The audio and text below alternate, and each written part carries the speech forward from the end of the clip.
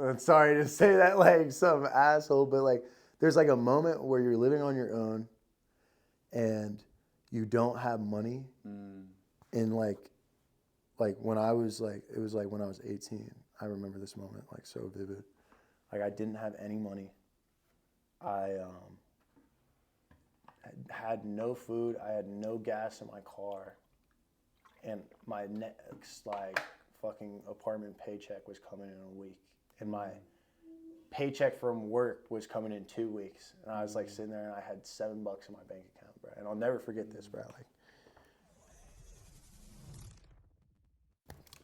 hey y'all, how you guys doing? Welcome back to another episode of No Right Answers. Today I'm with my good friend Quinn, someone I went to high school with. We I think we met in like PE or something. dude, I think we met in like.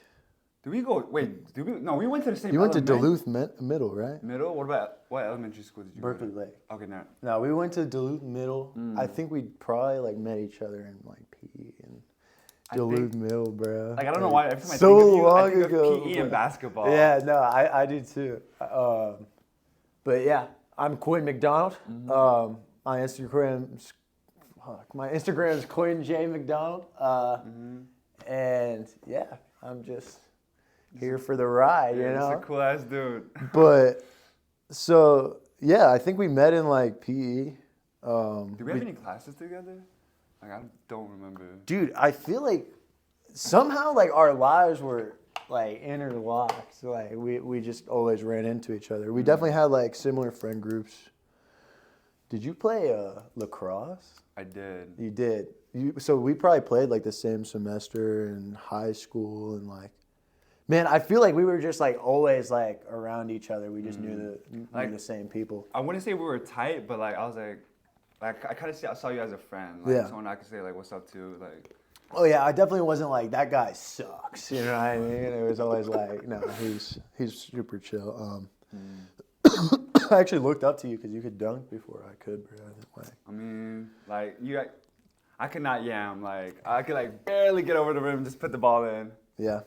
But yeah, like I actually want to like talk a little bit about that.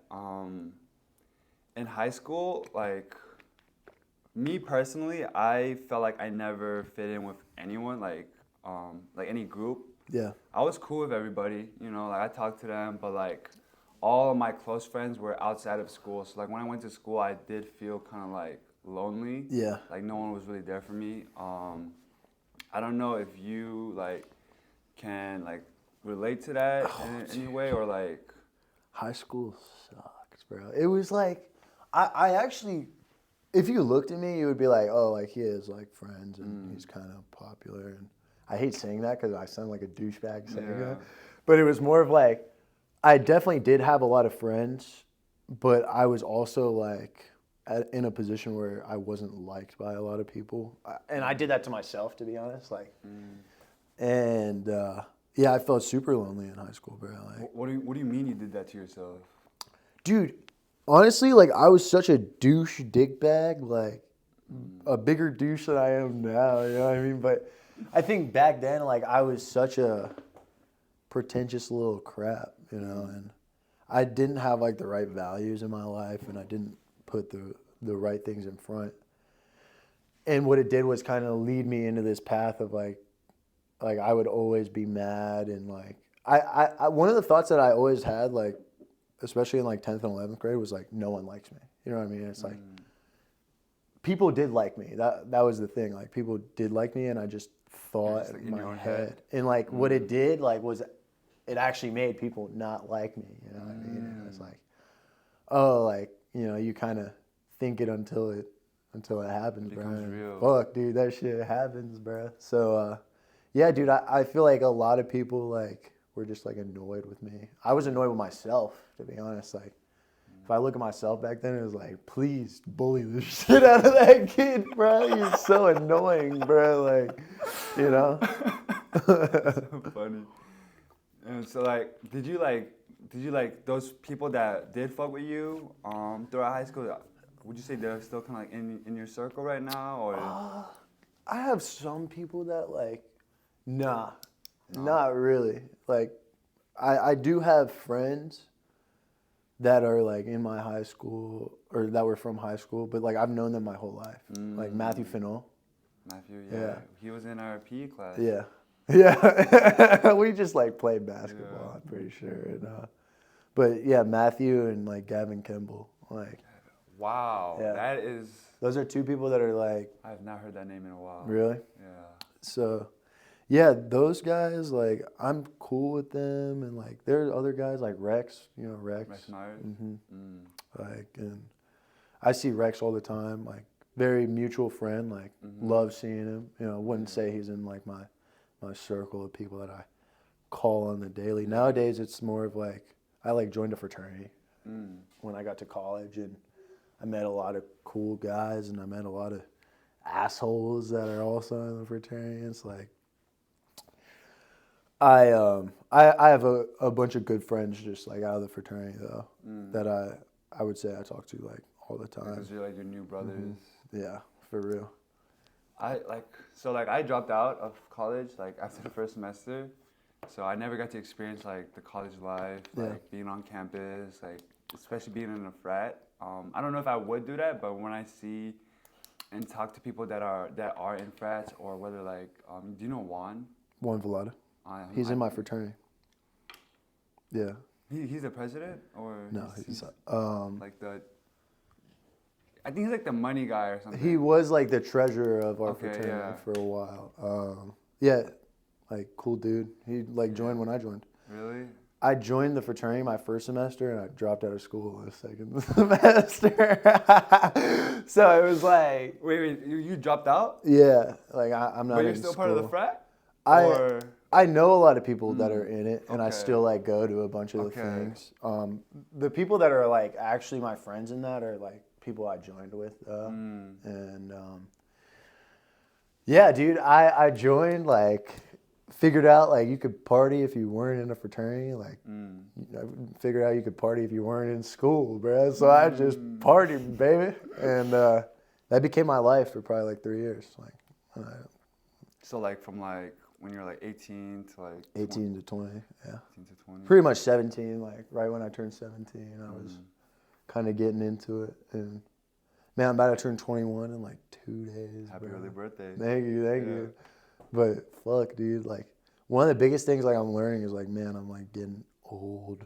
You know? You cannot be saying that, bro. I know we're not like we're not old yet, bro. But it's like I feel like I just remember like being like 14 and being like, I want to go to high school. You know, like high school is about to be so lit. And then you like go to high school and you're like, that was the worst experience of my entire life in existence. And then, you know, after that, it's like college comes and you have a great time in college. The amount of time you're in it, baby. I mean, I had a blast, bro. But I lived on my own for the past 3 years too. Oh. Yeah, so I've gotten like a lot of life experience out of it, and I'm super glad. Like I don't regret anything. Like I'm so glad that I went to college and dropped out. Like you know, because I feel like while I like didn't truly like do the college shit I was supposed to, I did have an experience that was very, very meaningful and like has helped me a lot through my life. You know? Yeah, I couldn't agree more. I feel like going to college keeps you in that student, like, kid mindset. But once you're, like, in the working force, like, you gotta... Like, you moved out, like, after you dropped out? I moved out, like, when I went to college. Like, that was my first semester, or, like, my first full year out of school. Or out of my parents' house. I think, like, moving out, especially, like, it forces you to be on your own 2 feet, you know, because now you have bills to pay. You gotta feed yourself. You gotta clean up after yourself, and it, like you said, it really does make you grow up and kind of wake you into reality and what life really is like. And I just moved out, literally like a week ago. Really? Yeah. So like I've been staying out with my mom for the past like couple of years. Yeah, and just like. I can't say enough because I haven't lived on my own long enough yet, but like I can already see like so many small things that I've been taking for granted. You didn't notice? Yeah, and like shit that I gotta do now. And it's like I think to me, that's like the main reason I wanted to move out. Obviously, you save a lot of money staying with your parents, but I think it's like an experience that cannot be bought with, or it can be bought with money. But yeah, like it just makes you grow up and like know more about yourself Oh man, and so become your much own more, person. bro. You start to like, I don't know, like you said, like the little things that you take for Yeah. granted, bro, are like big things, bro. I mean, like, bro, laundry when I first started was like one of the biggest things. Like, what the Like, fuck am I doing? I never realized like I didn't do laundry before. Mm. Like dishes are kind of the same way.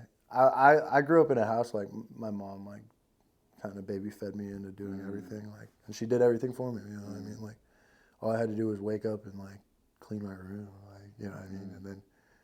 And then you start living on your own and like, it's like, nah, bruh, here's that struggle you were missing, bro. Like, get up and do your fucking laundry. Like, you know, like, there's so much, like, I forget what else are, like, the little things. Because I have been staying with my parents for a little bit. But there's so much, bro. And then it's, like, that struggle. Like, I feel like the struggle of, like, there's going to be a moment, and I don't know, I don't think you've had it yet. I'm sorry to say that like some asshole, but like there's like a moment where you're living on your own and you don't have money. And like when I was like, it was like when I was 18, I remember this moment like so vivid. Like I didn't have any money. I had no food. I had no gas in my car. And my next like fucking apartment paycheck was coming in a week. And my paycheck from work was coming in 2 weeks. And I was like sitting there and I had $7 in my bank account, bro. And I'll never forget this, bro. Like, and that was like one of the like, holy fuck moments. Like, what am I about to do? You know what I mean? Like, how am I gonna, like, I don't even know how I'm about to eat my next meal or like how I'm about to put gas in my car. And yeah, I could have always like called my mom and been like, yo, like, let me get a couple bucks, you know what I mean? But it's like, I didn't want to do that at that point. I was like, man, like, fuck it, let's I just. gotta do this on my own. Yeah. I mean, like those moments, and you're right, I have not experienced that. I feel like I've always tried to play it safe, but I feel like those do or die moments are what really causes you to grow, and because it's like, it's literally like you have to do something about it. Oh, yeah. Like, bro. there's no other option. Like, you have to do something about it. It was so fucked. And So- I don't know what I did. Like, I remember, like, But like, you find a way. at that moment, I said to myself, I said, I will never be this broke ever again. Like, I was like, I'll never do it again. And, bro, like, I don't really give a fuck about money. Like, my life has never been, like, about trying to get that next dollar. Like, it's never mattered to me. Like, I've always been more about how am I going to live and, like, how am I going to, like, have, like, the best experience possible in life rather than worrying about, you know, some fucking bucks, you know? Because something I've learned is, like, bro, like, you don't realize you don't want a fucking ass car. Like, you think you do, but, like, you just don't. Like, and I've seen hundreds of people. Like, I've met so many people that have hundreds of thousands of dollars. I've met people that have millions of dollars. You know what I mean? It's like they are not happier than me. They don't do more with their life than me. You know what I mean? It's like, oh, you have millions of dollars, but like you can't like go and fucking Explore, surf or yeah. go and do all this shit or like go and like skateboard or juggle or think- like. Okay, so I got a couple of things to say. So about the whole Lamborghini thing or the car, nice car. One thing that someone said to me kind of stuck with me was like, would you still want that car if like no one in the world was here? Like, you're the only person in this world. Would you still want that car? And the answer is no. Like, or like, I don't know. I like driving. Like, Yeah. I would want to say yes, but I feel like having a nice car is obviously like you want to have that status symbol. You Yeah. want to look like you're doing good.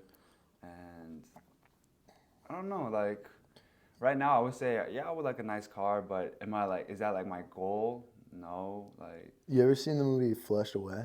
Mm-mm. So like, there's like a scene in Flushed Away, and it's about this like rat that goes to the sewer. Okay, I think I might have seen it. You know what I mean? Yeah. The opening scene is like him like chilling in this big ass house. It's like a mansion that his The owners. mouse? Yeah. Is it like an actual mansion or is it like a No, mouse it's like a mansion? mouse mansion in an Okay. actual mansion, bruh. And like they have like a Ferrari car for him to Wow. drive, and like he has like a bunch of dolls and shit that he plays with, but like there's no one else there. And it's funny that you say that because like he drives around, and there's like a moment in the beginning of the movie where he's like sitting there, and he's like, oh, like I hate my life because like he has all of these nice things, but like literally no one to be around. And I guess like the entire point of the movie is him like going through and figuring out like you don't need all these nice things in life. You just need like a good life, right? Because I'm not gonna go into the details of that movie, but like it's a really good life lesson. Dude, that's something I've learned about kids movies. Like you've gone back and rewatched kids movies. Yes, dude, bro. They are crazy. Like you watch them. Like I watch them as an adult, and I'm like, bro, like it's like some crazy ass lessons, bro. Like they give you insane lessons. Have you seen Soul? No, I haven't. I think you'll really like Soul. Really? Because like when I watched that movie, I was like, how is this for like a Pixar kids movie? Yeah. Like this is so like it talks about death and like the afterlife and like our reason for being alive, and like at this age it like really speaks to me. So like I can't imagine like watching that as a kid and just I don't know if they would get that message or if they were just like, oh, like these are cute little characters, blah blah blah. But yeah, like I like watching these like these movies that I watched when I was younger and like rewatching them now and be like, whoa, Man, like, there's so much. Like Incredibles, bro. Oh my gosh, one of the craziest things like you'll ever see, bro, is like the story of the Incredibles is like it's about this kid that wants like to be noticed by everyone, right? And he wants like this recognition, and he wants like all of this shit, like, and that's like the main antagonist of the movie. And he like does all of this stuff for like this attention, and like he gets to a point where it's like, oh, I'm gonna be like this good guy, right? Because he creates this robot that only he can defeat with his like watch and shit. And like one of the biggest lessons is that like he goes for all of this recognition, therefore he gets none. You know what I mean? But the guy that is just doing it for the good of the people and like the good of God, right? Like he gets all of the glory, right? Same thing in Kung Fu Panda, like same exact thing, bro. Like Kung Fu Panda, like he just wants to like meet the fucking Fantastic Five or whatever the hell their name is, like the Furious Five. Like that's like the whole point. Like he just wants to like meet them, right? He literally all he wants is their autograph, and he ends up being like the Dragon Warrior, you know. And like the whole point of the movie is like one of the parts like in the movie it says like it's like the secret ingredient is you. Like you are the thing that can separate like yourself from the herd. You know what I mean? But it's also like the same story where the enemy of that movie is like this crazy ass tiger that is insanely good at karate, bro. Like beats the shit. Like the first scene of him is like 500 million arrows coming down, bro, and he like dodges all of them somehow. And it's like he goes to fight the Dragon Warrior, and he opens the scroll, and there's like nothing in the scroll. It's just his reflection. He's like, "What the fuck is this?" Like, and he was hoping that like there would be some like glorious thing, but literally it's just the fact that it's like you are the Dragon Warrior. You are the person that has the ability to change the world. You know what I mean? And like it doesn't matter how big or little you are. It's like kind of like what you make of it. Yeah, for sure. It's pretty crazy. Like all kids' movies are like that though. Like you go back and watch them, you're like, fuck, dude. Like I didn't understand this as a kid. I just liked the movie, you know. But now I'm fucking with Kung Fu Panda even more than I did when I was 8 years old. That's funny. Yeah, Master Oogway, he has some good bars in that movie. Master Oogway, bro, for sure, bro. I was smoking that Master Oogway pack for years, bro. You need that ass? No, I'm not. I'm just capping. But yeah, dude, like kids movies, fire. Like let's not. Are you like a movie fanatic? Like, do you like movies? Not really. Like I'll watch them every once in a while, but I'm not like it's not like my passion or anything. Okay. I think I'd want to be like an actor. Like that's what I really want to be. I'm gonna ask you a question, bro. What's up? If you could be anything in your life, what would you choose to be? Like, what are we talking? Like Like, anything? Like a if bird? there was anything that you could do, like for the rest of your life as a job, As a job? yeah, what would it be? I think for right now is what I'm doing right now, man. Like, for no right answers, like I said before, before we started recording, I haven't had a passion this strong since basketball. Yeah. Like, this is like my new obsession. Like, I'm like obsessed with like just meeting as many people as possible, like hearing their stories, their perspectives on life. Because I feel like every conversation I have, I'm just learning and growing. Yeah. And my world view is growing as well. Like right now, my world is just like Georgia, right? Yeah. But like talking to people from LA, now like my whole concept of what life in the world is just like it just grew by this much. Yeah. And when I meet people from other countries and like their experiences, it just keeps growing and growing. And I think there's like an infinite potential to that. And with like this podcasting thing, it really allows me to have these like, genuine, deep conversations. Because it's hard to do this like at the bars, like like especially with a stranger. You know, like, it's hard for them to like just open up to you like this.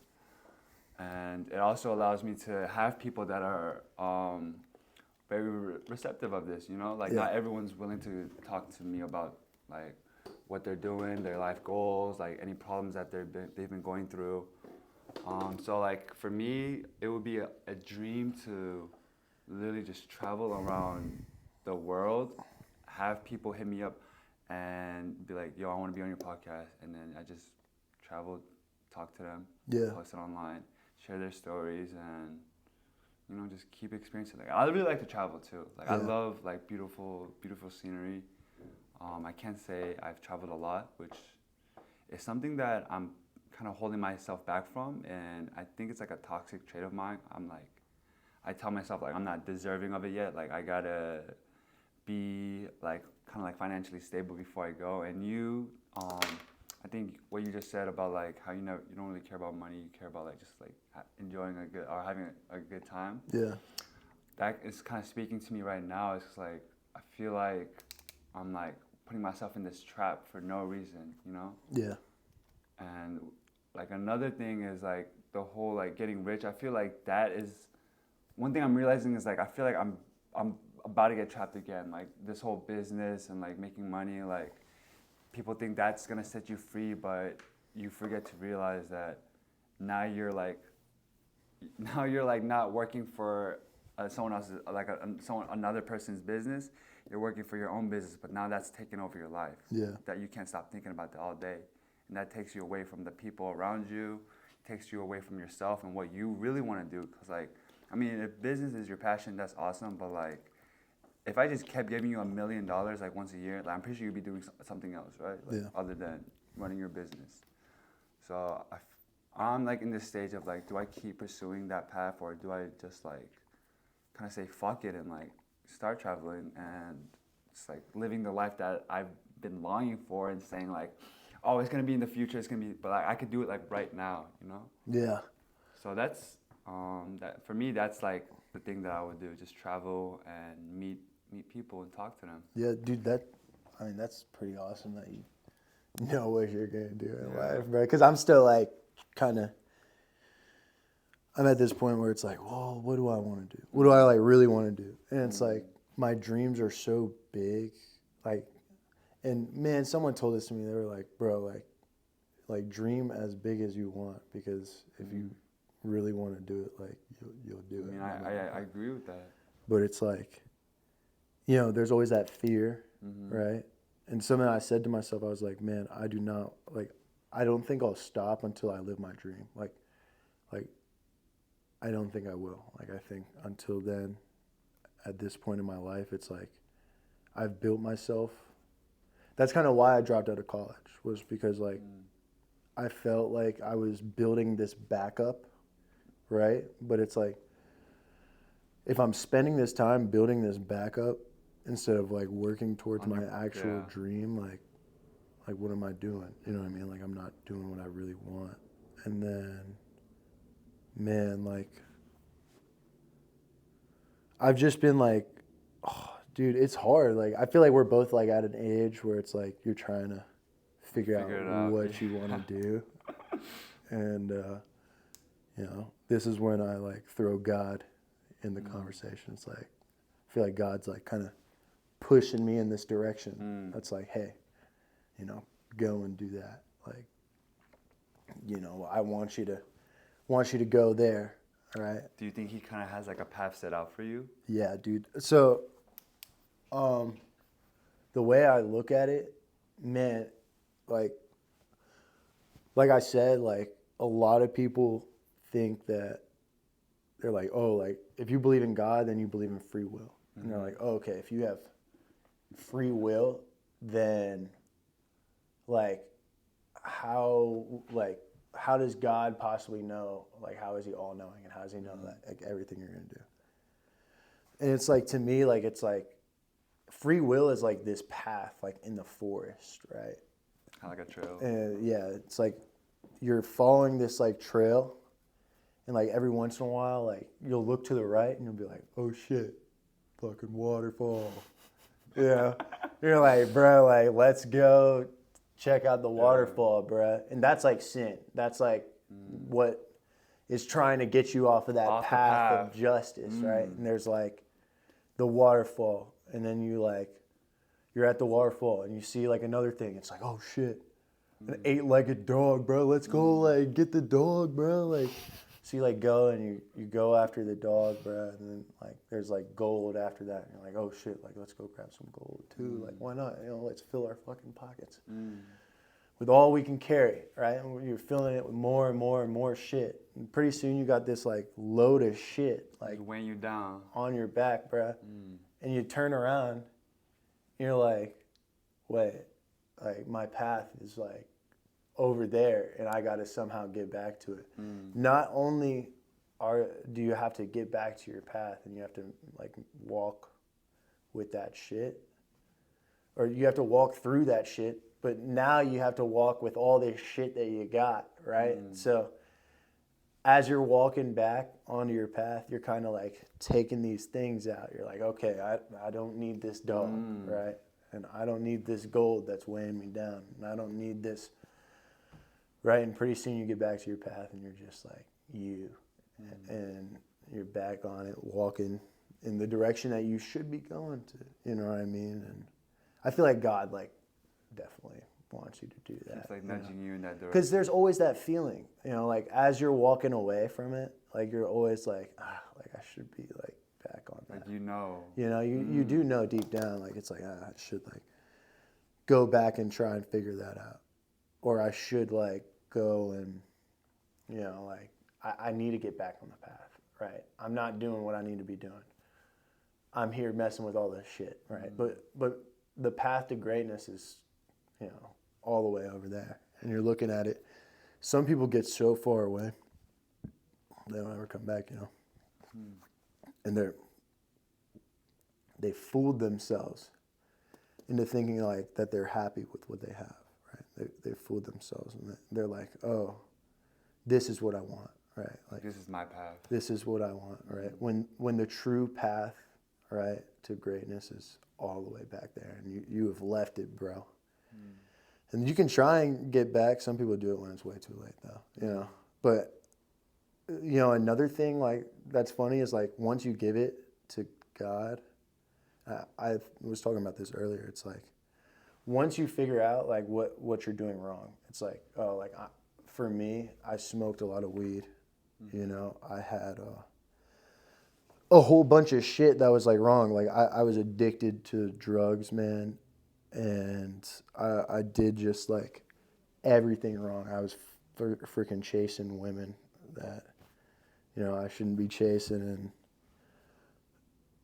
like I realized, I was like, man, like I got all these things that are holding me down. Like it's like smoking the weed and doing the nicotine and chasing the women. And it's like, okay, now I've gotten all of that, right? But the path that you got to take, I mean, it's not an easy one, right? Yeah. Like, but you still got to take it, and you got to go through, and it's gonna lead you to the right things in life, you know. I'm so glad that I'm at a point in like a state of mind, at least right now, where I can say out loud, like, yeah, I'm on the right path. Do I make the right decisions all the time? Hell nah, right? Like I find myself fucking up all the time, dude.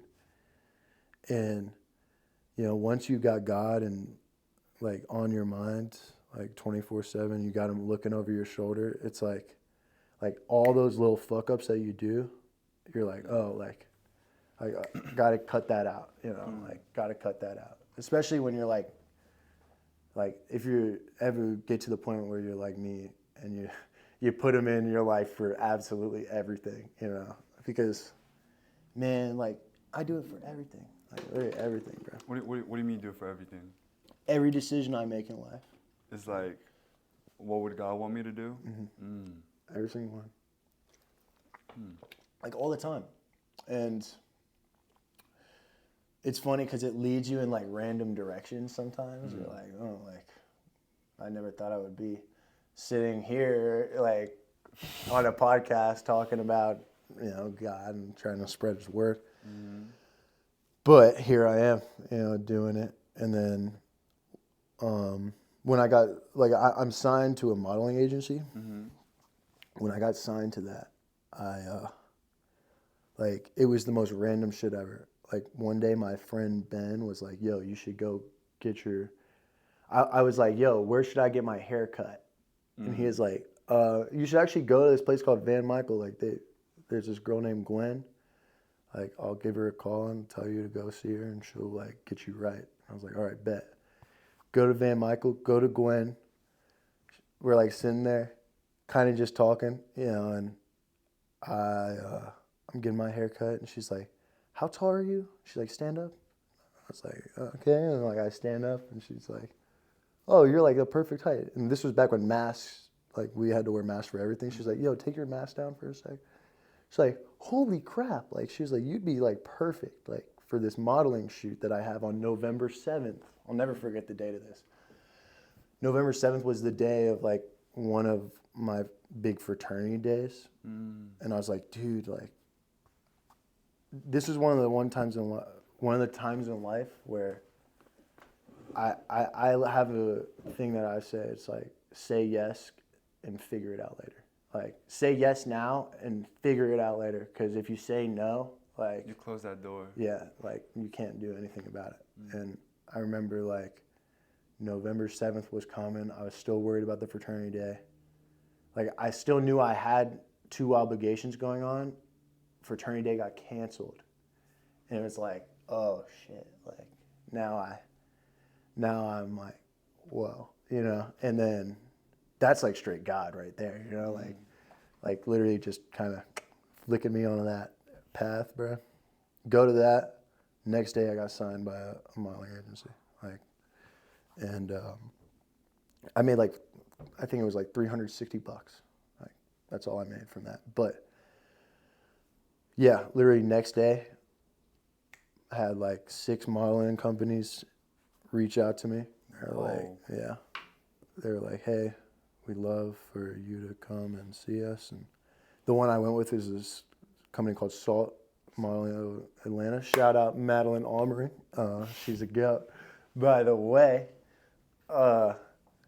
she was like, hey, we'd love to have you join our company. We think you'd be a great fit. I didn't want to, you know, move out of state. I was thinking about a whole bunch of things. I was like, you know what? I'll just go with this company. Like, see where it leads. Oh, like people from like out of state were hitting you up? I had like Jag New York hit me up. I had like another place. Like, the other place is actually really huge. It's like one of the biggest ones in the world. From California, I can't remember the name. Like CNG or CIG models. I have no fucking clue. But like they were in contact with me. It was like pretty insane. And it's funny because I haven't gotten a job. I've gotten like a couple jobs, to be honest. Shout out Madeline Aubrey. But like I'm very blessed for him, and man, like that was something like straight like just God setting me up for the future, you know. So my friend, who got me into modeling, actually works for Salt as well. Really? Yeah, so that's crazy you say that. What's her name? Her name's Ara. Ara Cho. Yeah, she's killing it right now. Is she? Yeah, I definitely want to have her on and talk about it because like she's the one that like gave me the confidence to pursue it myself. Yeah. And like I know you say you haven't done too many jobs, but like from the jobs you've done, because I still remember my first job, like I was like, there's no way I'm getting paid to do this. Yeah, I'm literally just talking to like all these cool people, just standing there, like, and they just take quick pictures, and then like they like give you food, like. Oh man. I was like, it's a surreal experience. Yeah, I was like, this is crazy. Right? Yeah, no, the jobs I have done have been insane, bro. You know, that's cool. I remember you like hit me up about it a couple of years ago. And I was like, yo, just go for it, bro. Like, I think that's what I said. I was like, bro, just like reach out to companies. And, dude, that's awesome. What was your first job? So my very first job. The one that you were like, I'm getting paid for people to take pictures of me. Okay, so my very first job was like for a commercial. Like I was like a background character. It was stupid. Yeah. But the job that I was like, whoa, like what is this? Was it was for a Champion. Yeah. Really? They like I was like, and this wasn't just like a regular like. It's like a campaign. I don't know if that's the right word. Because I'm not too familiar with my terminology, but. They rented out a lake house right here in like I think like Lanier. They had Rashad. He's like a pretty big time photographer, I think.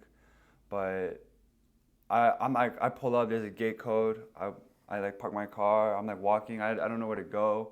This guy's just out here doing. He's like picking up something. I'm like, hey, like. I'm a model, like, am I in the right spot? Like, he's like, oh, like, what's up, bro? Like, yeah, just follow me. I'll show you where, like, everyone else is at. And, like, he takes me to this house. Like, he's like, yeah, like, help yourself. There was like, just, like, a bunch of snacks on the table. Yeah. And then he's like, yeah, everyone's outside. Just, like, say what's up. Like, introduce yourself. I'm like, yeah, hi. Everyone's like, they got the music bumping. They have someone like emceeing, like hyping up the models. Like, yeah. I was like, what is this? Going on, the shoot that they were doing was at like a pool. Like this guy's like jumping over the cameraman or the photographer, like to get like this crazy shot. Like I was like, this is so cool. Yeah. And it's like my turn to like start modeling. I'm like, I'm thinking I'm about to like sit next to the pool, like something like that. And he's like, okay, we're about to get on this boat. And like, we start walking to the boat, like we bring the cameras and like, he's like, okay, put this on. And like, I'm like wearing this Champion outfit. I'm like looking at myself in the mirror. I'm like, this is crazy. Yeah. This is crazy. And then, man, that feeling is so crazy. Yeah. That's like the same thing that happened to me, bro. It was like literally for this, like hair company, bro, because like my hair is like kind of desirable, I guess, bro. And so we're like doing it. It's at the Coca-Cola mansion, like in Georgia, bro. Like, and it's like this crazy fucking house. This is your first job? First job, bro. Oh. And it's like a crazy house. And I was runway modeling that day, so. They didn't take pictures of me, but I was like, I had to, it was crazy. Like, that was one of the craziest experiences. Basically, like, we all got ready. Like, we spent like 5 hours. Like, we were all eating food. We got pizza and shit. Like, they dressed me up. Like, they're like fucking with my hair. They're like cutting my hair and like, they're putting makeup on me. Like, I'm like laying down, like someone's giving you a massage. Chilling, bro. Like, yeah, bro. I was like, dude, this is lit, bro. Like, I was in like a bathrobe, like 30% of the day, bro. The other 20 or the other like 80%, 70% of the day was like me, like they like dressed me up in like 8 different fits. They're like trying to figure out which one was good. They were teaching me like how to walk, and I was learning how to like kind of runway it up. And I was like, man, I got these sunglasses. Like, I got to bring out the sunglasses. And they're like, you got to bring out the sunglasses, bro. Like, the way they were describing, they were like, you got to bring out the sunglasses, bro. And I was like, all right, lit. So I put them on, and I go and do the runway. And like, after that, it's like, I would say it's history, but I haven't made history yet. You know what I mean? But, no, after that, it was like, instantaneous, bro, like within a day. Yeah. And then I've done like all of the jobs that I have done are so weird, like you know what I mean, like I've done jobs where it's like, yeah, I'm just getting my picture taken for a company, and I've done jobs where it's like, hey, we need you to come get your face molded for this museum down in Texas. And I was like, sure, like let's just do it, bro. So like it's always like some like weird and interesting shit like that, bro. And then like, bro, like each job I've had has been like so different. Like I think that's one of the coolest things about it is like I've done runway, I've done photo shoots, I've done like molds. I've like literally had like them take pictures of just like my eyes and shit. Like it's like, oh, like, you know, I've done a decent amount, probably like 4 or 5 like jobs at this point. That is opening up my eyes, because like I've only done like one type, which is like, other than that boat one, everything else has been like, okay, stand there, put this clothes on, we're gonna take pictures. Yeah. But like that sounds kind of fun, like molding, like yeah. Like, oh man, never like, thought I would be a statue in my life. Or man. like doing like different things like that. That sounds kind of fun to me. Or interesting. It's pretty cool, dude. And like I cannot complain, bro. But straight from God, like each job I get is like literally just God being like, here's a little thing for you, bro. A little blessing. And that's something like I do all the time. Like I've learned like it's always good to like praise God, bro, rather than yourself at least, because then you're a humble man. You know what I mean? Like I'd rather be in this position where I like am praising God for something rather than like praising myself, because you know, you ever met someone that's just like talks about themselves all the time? It's like, oh, like, get away from me. Yeah. Bro. Like I don't want to be near you, bro. Like, but yeah, dude. Modeling has been really fun. Like, and it's definitely not my passion. It's just something like I enjoy. It's just really cool. Yeah. That's the same for me too. But if I were to really get down and get into something, like, I feel like I would be a damn good, like not even like an actor, but kind of like a podcast member, where like just like my presence and like me being like who I am. Like, you definitely are a character that is like, not that it's like needed, but like just talking to you from like right now, it's giving me like very like, just like a down-to-earth kind of guy, you know? Like, you're not, I don't feel like any like ill intentions, like ulterior motives. Like, you're really just like here, just present, just like talking. Yeah. I think that role would be really nice for you. But the acting part, like, do you see yourself like being in like shows and movies? I think I could be a damn good actor, bro. And like, I'd love to get into it, but you know, like, I feel like I'm kind of just, no matter what, like, it'll happen if it happens, you know? But it's kind of like I said, like, my presence, like, just in general, or like, even if someone, I feel like if someone like recorded me all the time, like, you'd be like, oh, this guy's got the content, you know what I mean? Like, just keep a camera on him, bruh, for as much as we can, so we can squeeze every last dollar out of him, bruh. I'd love that, like, but yeah, dude, I feel like acting like would be great, or just like entertainment for sure. I feel like acting is the wrong word. I would want to be in the entertainment industry to like definitely entertain a lot of people in every aspect, you know, like whether it's like musical or just being funny or, you know, being on a podcast, like kind of Theo Von in it, right? You like Theo Von? Dude, I love Theo Von. He's like Bruh. he's a great comedian, bro. Like, and he's not like a standard comedian. Like, he's like. Dude, that's so crazy. I was literally like, you were giving me kind of like Theo Von vibes. Really? Like, yeah, like. That's funny.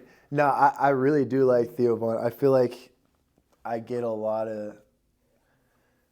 He like reminds me of myself. Really? Yeah. I feel like if we were on a podcast together, like me and Theo Von, it would be the funniest thing you'd ever seen. We gotta set that up. Dude, that's what I'm saying. We gotta get it together. Cause like ever since I was younger, I've always just been one to like break the boundary of like shit people could say. Oh, dude, here's what I was gonna say, bro. At that podcast, so before this podcast, I recorded another podcast, and I got there today, and they were like asking some questions, and one of the questions they asked, it was, do you think it is, okay, I need to really word this properly because I could offend a lot of people. Yeah, take your time. The question they asked was, is it ethical for trans men to enter women's sports? Is it ethical for trans men to enter? Okay. And I said, no, because men are bigger, faster, and better at absolutely everything, bruh. And like, they all sat there, they're like, bruh, like, they all just like looked at me, bruh. And they like all just burst out laughing because they're like, I can't believe this guy just said that in this room. I don't like, I believe that like men are physically capable, like, you know what I mean? Like, for sure. Like, any men's team of a sport, I think, will beat a women's team. oh yeah, for sure. Like, it's not like I'm not dogging women, bro. I feel like you guys have like a lot of good talent out there. I'm just saying, if we throw Mike Tyson in the ring, he will go 378-0, bro. Like, you know what I mean? Like, there will be no challenge about it. That was pretty much like the way it was, and there was like a whole bunch of other stuff like that. It was cool though. and that's like a very controversial like question to ask. Oh, dude, they were asking the most those type of controversial. questions? But I feel like I could handle him, like, in a way that's like, like this guy's like, you know what I mean? Like, he's like real, but like, he's not like an asshole real. Yeah. Yeah, I feel like that answer you just said is like, I feel like it's the truth that everyone thinks, but Yeah, no one would say say it, bro. you know? Like, no one would say it in the room. It was pretty funny. I was like, bro, like, I'm curious on what the other people said, like, or like this one girl was like, okay, like, to be honest, like, I just think that it's kind of like immoral because, and she said like, the one girl there was like actually kind of promoting it. She was like, oh, like, I think it would be okay. Oh, really?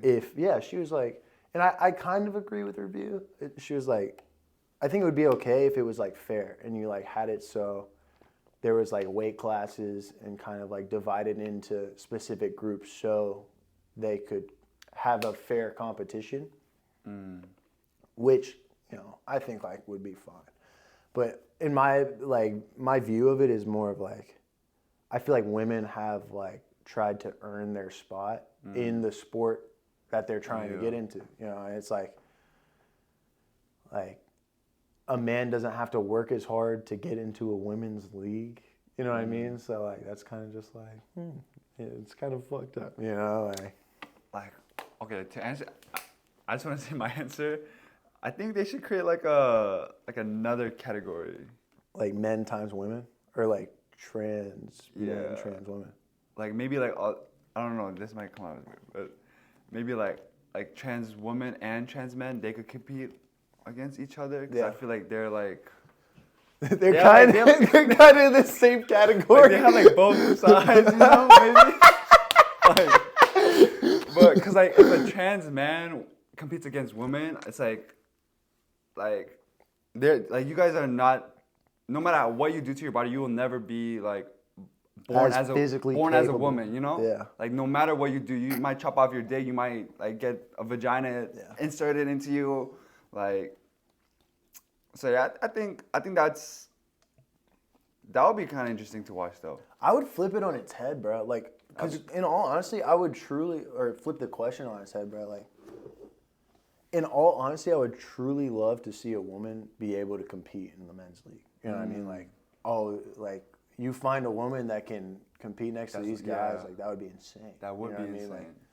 Like that would be the craziest thing to ever happen. You know? Wow. Like imagine a female being a GOAT in like the men's league. Oh, like, dude, that would be crazy, bro. Like, so. I like tried to flip it on its head while I was there, but they didn't let me. Really? Yeah, they kind of like shut it down. They're like, Well, it was more the other people I was with. They were really the other podcast people. Yeah, they were really like. I feel like I'm very open to like listening. You know what I mean? Like if someone has a differing opinion, like you can say it around me, and like I'll listen and I'll be like, okay, like I see where you're coming from, right? But they were just like, here's my opinion and here's why it's better than yours. You know, and it's like, you don't want to talk to them. You know, and I like this, like, because we're just chilling. Like, damn, excuse me, bro. But like, I feel like this type of podcast is way better because we're kind of just, it's very real. You know? Exactly. And that's what No Right Answers is about. Like, I love that you bring that up, how the other people were like, they had their perspectives and they were like very like not arrogant. Is it arrogant? Like they didn't want to change their mind. Ignorant is the word. Like, and for me, it's like, how can you communicate with anyone in the world when you think you're always right? You know. So like, I love like I just love that it came to me, because it's like what we're doing right now is like we might differ on some things, but it's not like, shut up, Quinn. Like you're just wrong. Like, like I'm gonna listen to you. Like, oh, that's why you think like that. And still I don't agree with you, but like I can see why you see it like that. Yeah.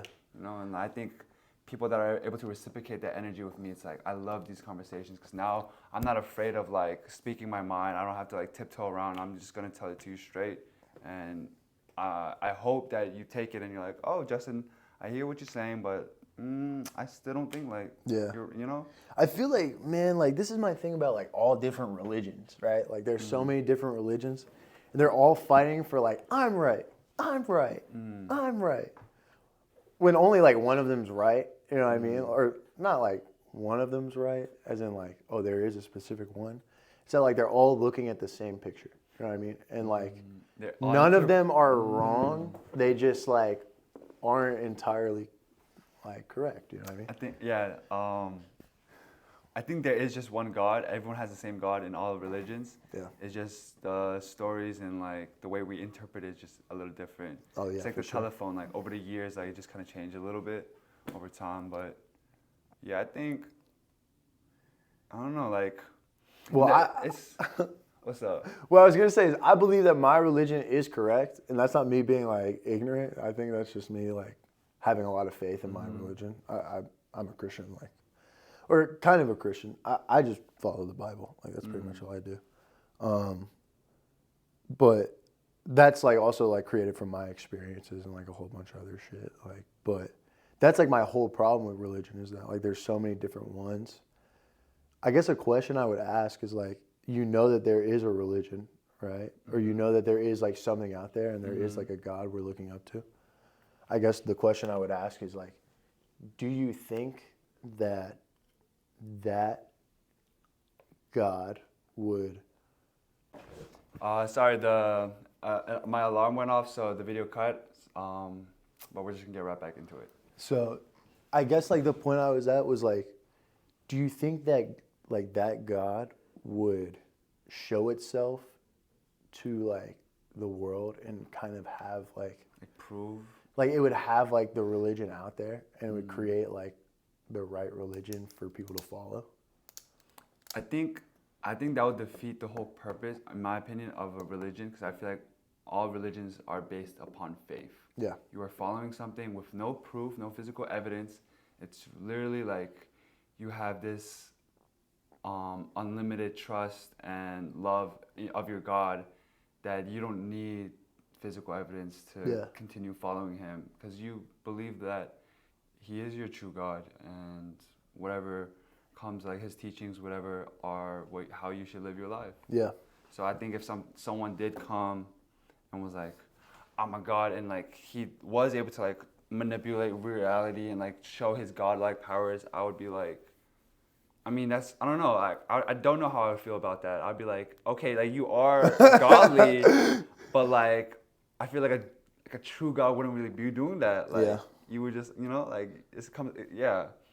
That's So crazy. That's what I think about that. Dude, that is crazy because, like, man, that's hard, bro. Because pretty much, like, every religion out there is, like, waiting on the God to show up on earth. Like, that's pretty much, like, every single religion out there is, like, there is a God and it is coming back, like, and we will see it. You know what I mean? Whether it's, like, Christianity, Judaism, like, all other forms of Christianity or, like, I don't know about Buddhism or Hinduism too much, bro. Like, I followed them for a while, and I didn't pick up too much information, to be honest. I just knew, like, there were practices that I believed in, and I still do believe in, like, to this day, but that I actually use. Like, I'm glad I followed those because I use them in, like, following God nowadays. How so?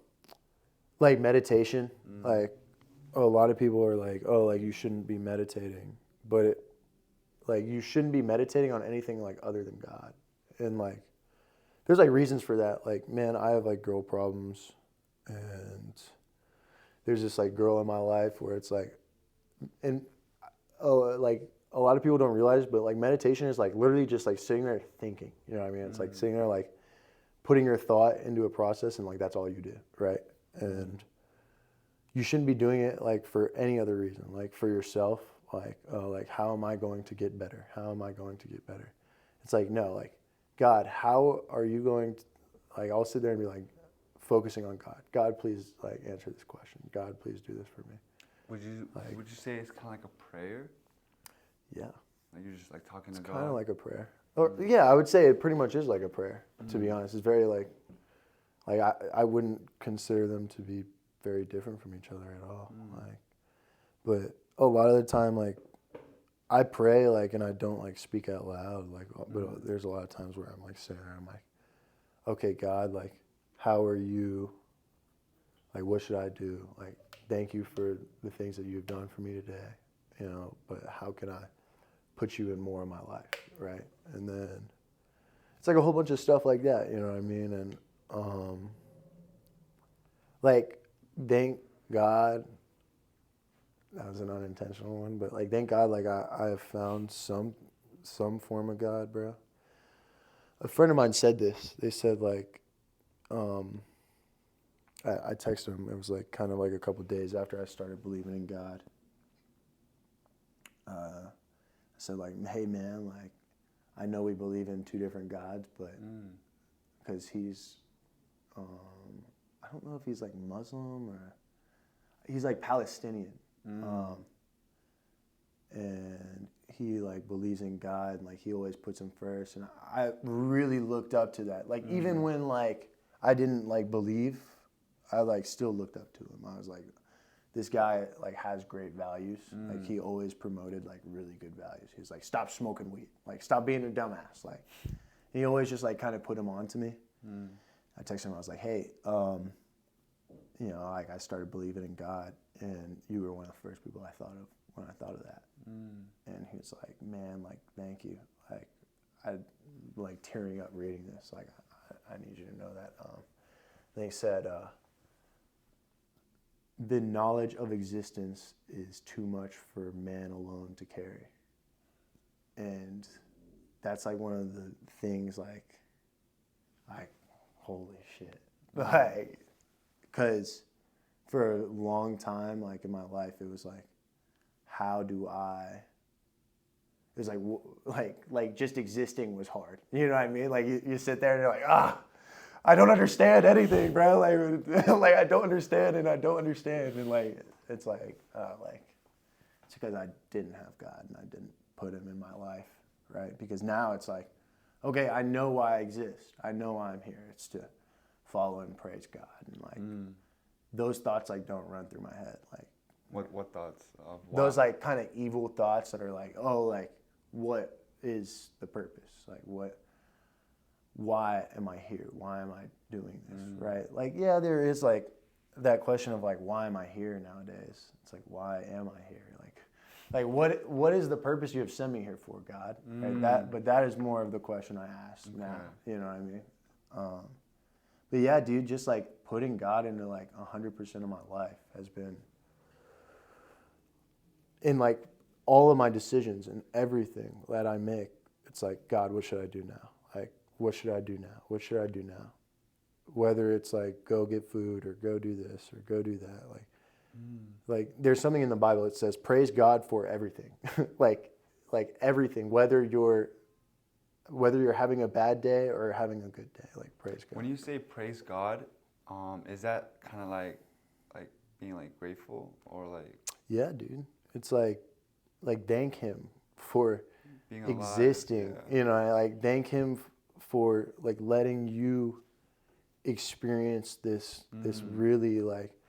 If you go into any religion, like especially like Buddhist practices, like one of the biggest things is like everything happens for a reason. You know what I mean? Like that is always like a really big thing. It's like, oh, like everything happens for a reason. Like,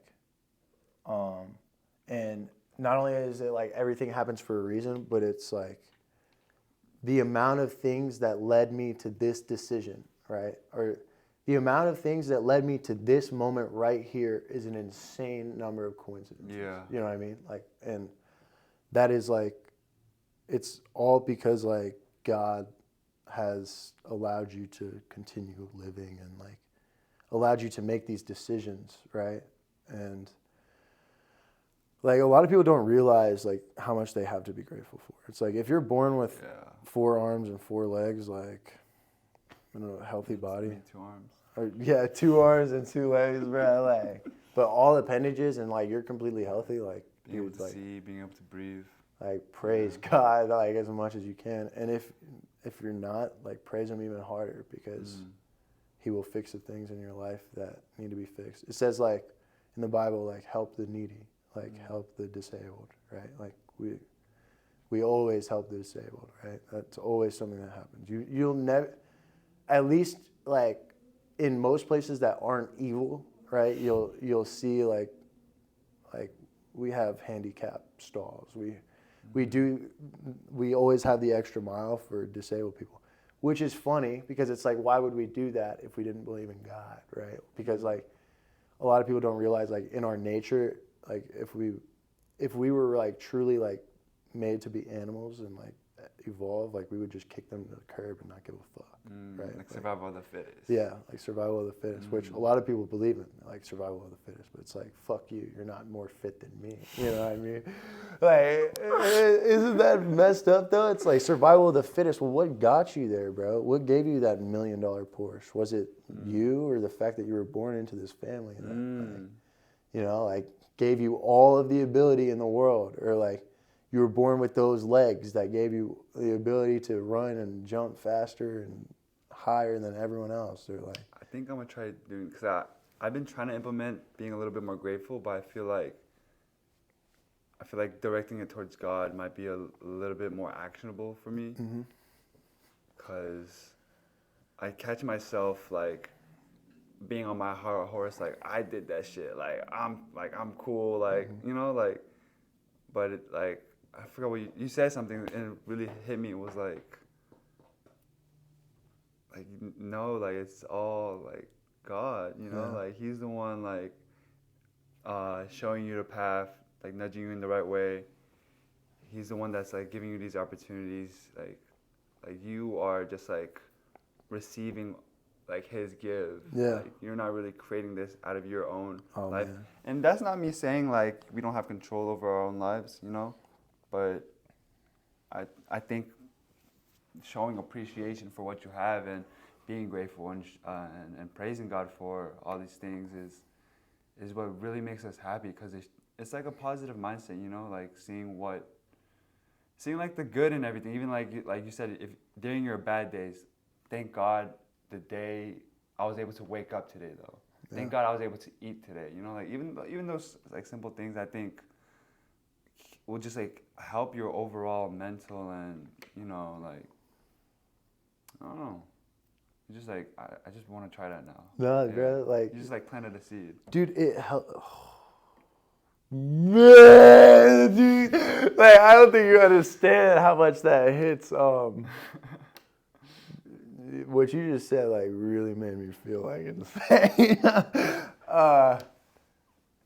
Thank you, Lord. Like it's like that every day, like every day of my life, at least for the past like couple of weeks. And when I'm not doing that, I realize I'm not doing the right thing. When you're not like showing praise. Yeah. When I'm not showing praise and I'm not like doing the things for God, and I'm doing it when I start. Something that I've learned in my life is when you start doing things for yourself, you start losing yourself. But when you start doing things for God, you are therefore helping yourself. Because it's like, and what do I mean by that? It's like, okay, like if I really wanted to, right, I would go out and fuck with some random girl that's like kind of hot, right, and not meant for me. I would go out and spark a blunt and probably continue hitting nicotine and go and do that stuff, right? And it's like, okay, like, well, now I'm going and doing that for myself, right? But that's not the right thing to do. Like, I know deep down it's not the right thing for me to do. And it's like, when I like do things for God, it's like, okay, I'm not doing this. Like, I'm not going and doing that, right? And therefore, it's helping me. It's like all like just benefiting me. It's like, okay, well, now I'm chilling. Like, I'm not mad about a girl. I'm not like mad about like the fact that I'm being a loser smoking weed every day, right? It's like now I have control over my life, right? A lot of people tell me this, like, and I always say it. Like, I'm like, dude, if you want to fix yourself, like, follow God. Like, if you want to fix yourself, please praise God. Like, follow God. Follow Jesus. Like, put your life down for him, and he will fix you. Like, because you will not fix yourself. I cannot fix myself, bro. Like, I can't do it. Like, I couldn't have quit nicotine, weed, shrooms, and alcohol all in the same day, bro. Like, without God. Like, it's not possible. Like, because, like, if you're just doing it for yourself, like, first of all, it's selfish. Like, you're like, like, I'm doing this for me. And second of all, like, you didn't raise yourself, bro. Like something I've learned is, like, you had parents that raised you, right? And they told you what to do, right? And it's like, okay, don't do that. Like, don't hit. Don't bite. Don't be rude. Be nice to your neighbor, right? And like, they raised you, right? What would happen if you tried to raise yourself? You'd probably be going around biting, hitting, fucking screwing over everyone else. You know what I mean? It's like, you can't do that, right? Who gave you those parents? God.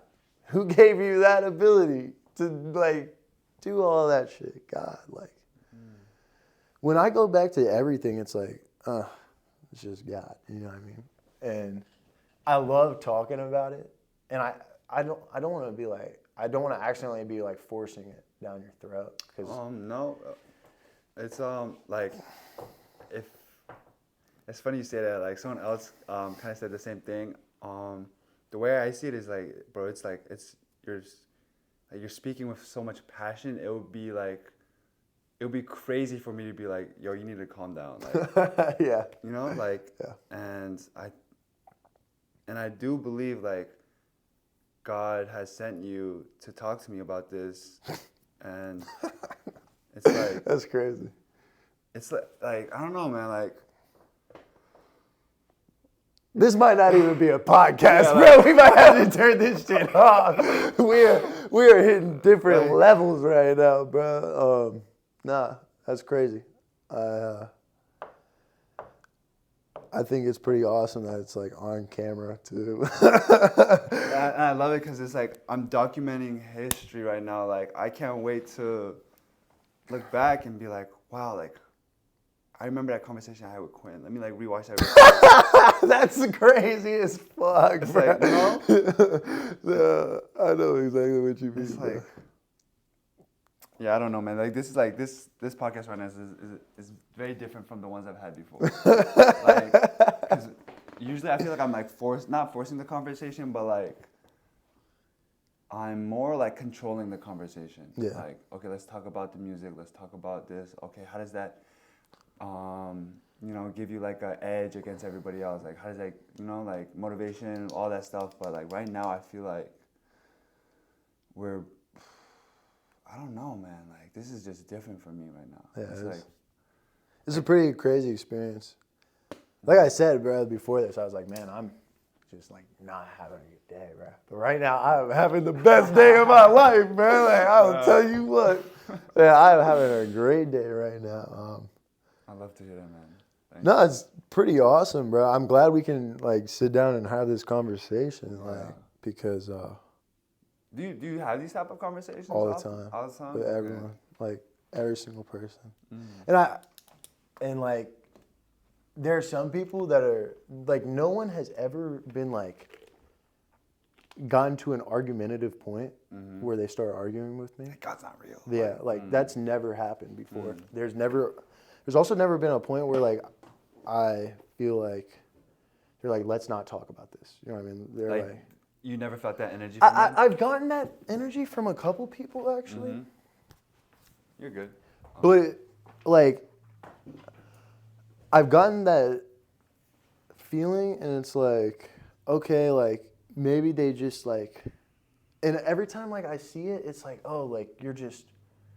It's always funny, because, like, I look at them, and, like, I see myself in them before, like, I believed. Like, there was this one kid I was talking to. And he was literally saying words that like I've heard before in my life, like that I have said out of my like own mouth. And I was like, dude, like and like a wise man would take advice and not go down the road of the fool, bro. Because man, I was like trying to tell him, I was like, bro, like he was kind of talking to me. He was like, man, like what about shrooms? And I like burst out laughing. He was like, man, have you ever? Okay. Hold on, rewind 1 second. I was having a conversation with this guy, and he kind of asked me, he goes like, hey, like, are you spiritual? Like, because I guess I just give off that vibe. You know what I mean? Like a hippie vibe? Not like a hippie vibe, but like I just get off a vibe that like I, kind of believe in something. Or, something like that. And I was like, yeah. And he goes like, do you believe in psychedelics? Like, do you believe in taking them? And I kind of like lost my shit when I heard that. I was like, yeah, kid, like, and he's like my age, but I was like, yeah, like I've taken psychedelics. I've tried it before. And I wasn't like being like, hey, like I've done an insane amount. I was kind of just like, hey, like I've done psychedelics before. And he was talking to me about it. He goes like, what do you feel about like psychedelics? And I was like, man, honestly, I feel like they should be illegal. And, like, he said that? No, that's what I said. I was like, man, I feel like there's like really a good reason why they're illegal. Like, okay, I love that you say that because I think this is gonna be our first disagreement. Yeah. Mm-hmm. But continue. But he said to me, he was like, do you believe in them? And I was like, yeah, like I feel like there is a good reason why they're illegal. And he goes like, so what about shrooms? And that's when I lost my shit because I actually like started laughing and like literally like tears like were coming down my face because I was laughing so hard because I said that exact thing like 2 years ago. I was like, do you believe in psychedelics? And I would ask that to people. And like I would, and it's funny, like you say that question and you're like, do you believe in psychedelics? Like, what is that supposed to mean? Like, do you believe in God is something that you believe in, bro, but like, do you take psychedelics is probably the better question. Yeah. Right? But no one ever says that. Yeah. I actually lost my shit. I was like, dude, like, shrooms will lead you down a path. And man, thank God I took shrooms because, man, I would never have believed in God if I had not taken them, right? But do I think that people can get to this point where like they believe in God? Replace God, that relationship with God with psychedelics? Yeah. No. Okay. Okay, that I can agree with. And it's like, but he was like, what about shrooms? Dude, I've taken crazy doses of shrooms. I've taken like 19-gram trips. Like, I've gone to places like. Well, Yeah. Can we dive a little bit into that? Like, 'cause I'm curious. Dude, I'm not praising psychedelics here. Okay. What I will say is like, there are some experiences in my life that I've had like that are insane. Those would be like almost at the top charts, bro. Like I've had some trips that are like so lost from reality, like where like I don't even feel like I'm in my body anymore. Like I've had my like 19, it was like 18 or 19 grams. Like, and I took them through a day. Like it wasn't like all at once. Okay. But I did take like, and in a day, I mean like 1 hour I took like 8 grams, and then the next It kept like an hour after that, I think I took like another 5 grams, and then an hour after that, I took like just a handful. I don't even remember, bruh. And I lost my fucking mind. Like, I like remember like being naked, like I was like naked, like on the bathroom floor, like just like. You were by yourself? Yeah, and there was a moment where like I was in the shower, and like it all merged together. Like I can't really explain it that well because I don't think like my mind wants to. I was also depressed, very depressed, which is like crazy thing to like go into off of depression. Yeah. You're like, but back then I was like kind of testing my mind's limit. Pretty much pushing it. You know what I mean? You see things that you think like are God, and in my opinion, like they aren't God, because God would want you to be sober. Okay, so I talked to this guy who trips a lot, and I think he said something similar. He said, Is his name Jaden Washington? His name is Jaden Washington. Yeah, I know. But he was talking about how I might be butchering this, but he was like, people create idols. Oh no, this is a completely different person. It was not Jaden Washington. It was this other guy. His name is Latif. He's like I believe he's Muslim. But he was talking about like psychedelics. That is an idol because you are seeing that as a god, and it's blinding you from the true God. Oh yeah, it is. So what you just said kind of reminded me of that. Oh, how dude. people think psychedelics is the key to like tap into that like.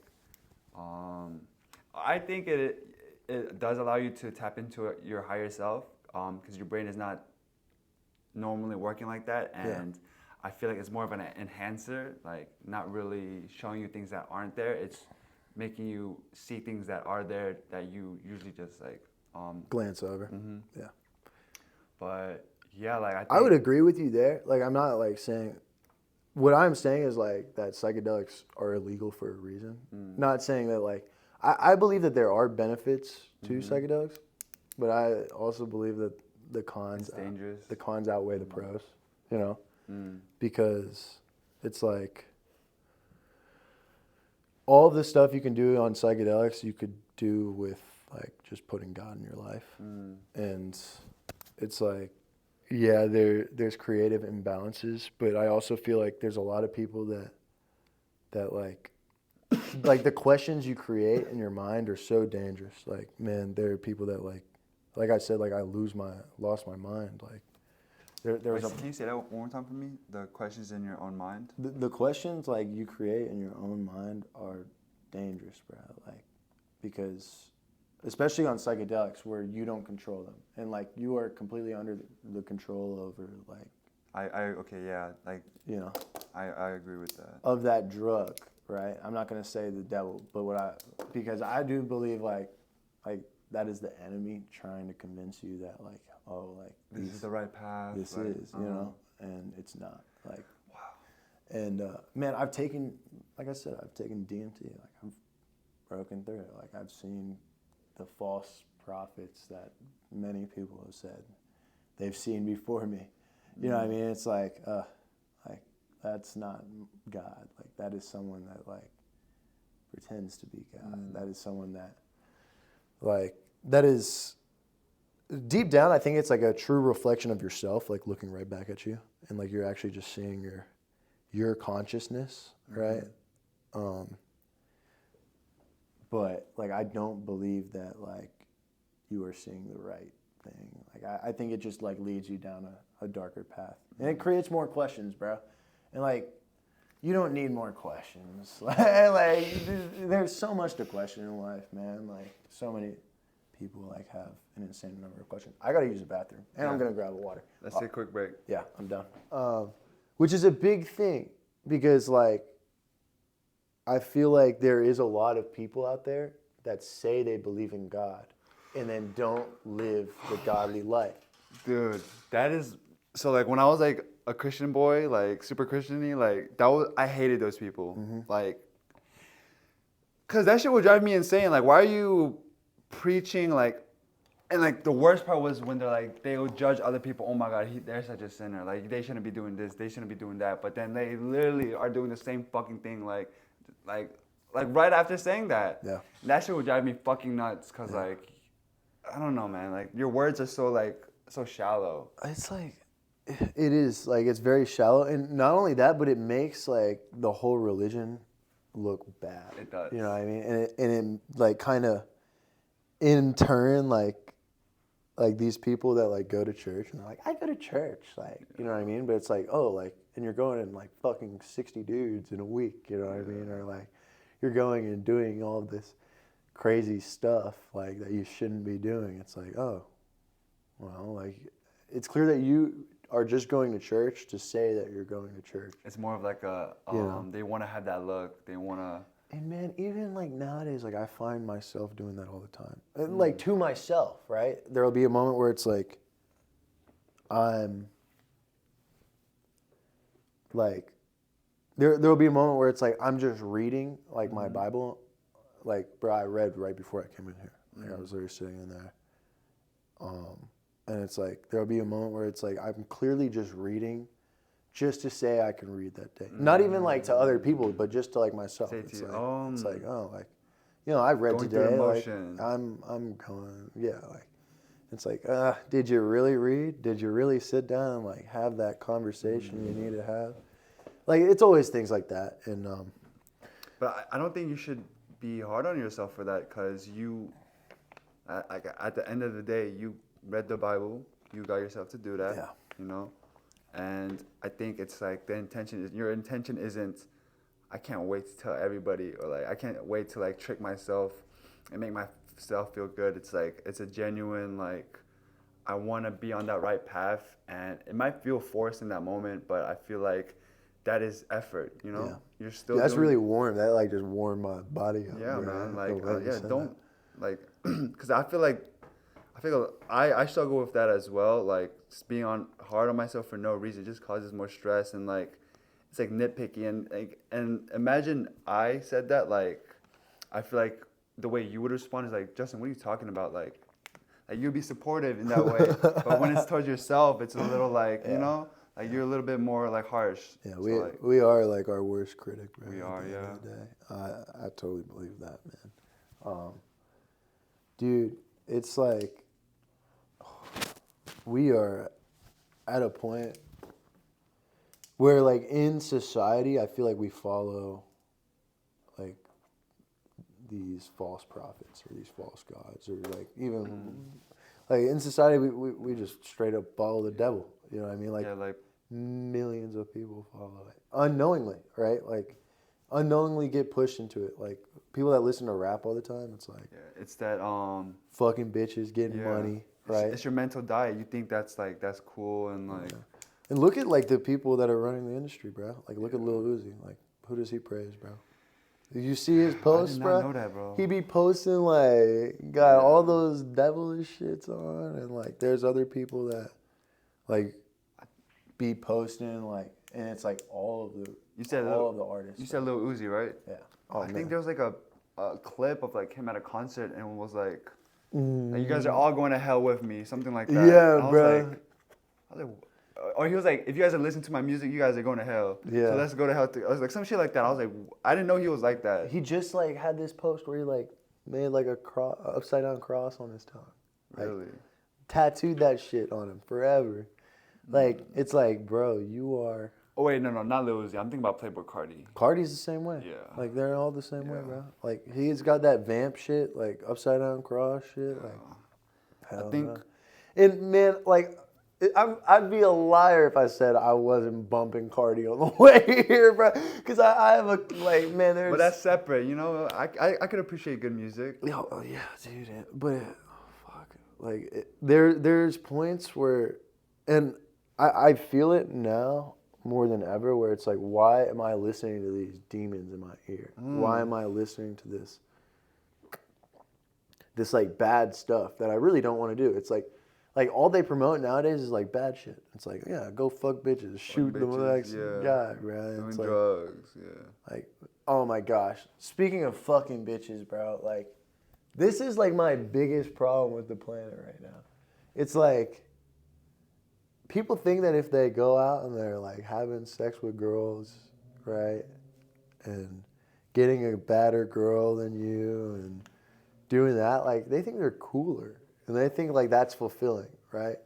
The only thing that's getting fully filled is their ass. And then you're leaving with an empty heart, bro. Like, that's like the biggest thing is like, there's so much that's been in my life where like, man, I'd be lying if I said I didn't feel that at one point. Like, where it's like, oh, like I'm going out and I have this really hot girl. Like, Dude, I'm gonna be fully transparent. That is literally me right now. really? Yeah. Where it's like, that's crazy. it's hard, bro, because it's like, I've had moments in my life where that's like one of my favorite things. It's like, oh, like, and you feel powerful doing it, bro. And then you go out and you tell your boys, right?